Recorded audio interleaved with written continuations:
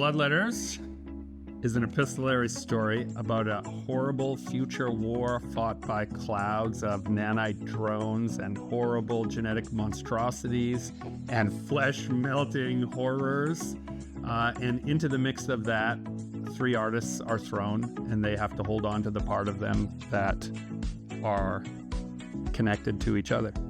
And what survives isn't what you think. Whenever we were asked to describe it, Greg would say, I thought we were writing a dystopian novel, but Ariel keeps on injecting hope into it. That's right, yeah. And I couldn't help it. That's kind of how I am. I'm even in the midst of turmoil and violence and moments where you're not sure what's going on and how you'll stay safe. I still believe in being hopeful, in working towards fixing those things or making things better for people if I can. My favorite part about writing Blood Letters is twofold. I have 2 personalities when I'm writing. There's the author part of me that's most interested in how the words come together. And so my favorite part about writing Blood Letters as a writer was I would receive a letter from Ariel, be curious about some part of that corner of our world, and be able to ask that question in character of that character and learn more about a world that I was essentially an author of.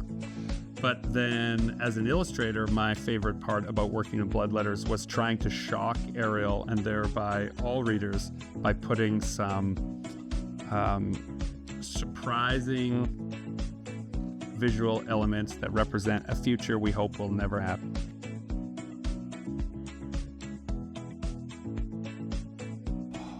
The hardest part picking between what images and what letters went together, I think initially, was that we had so much more of both.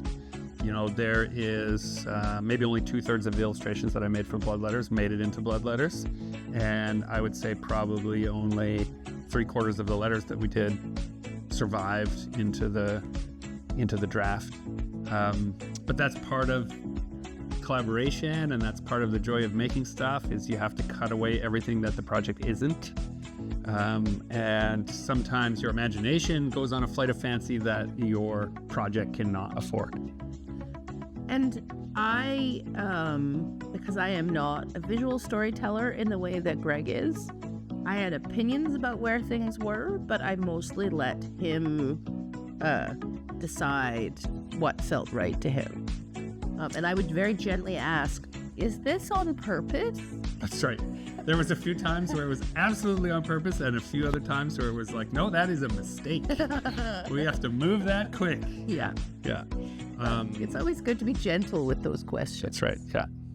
Blood Letters is out now in Canada and soon spreading to the whole world. Like a virus. No, don't say that.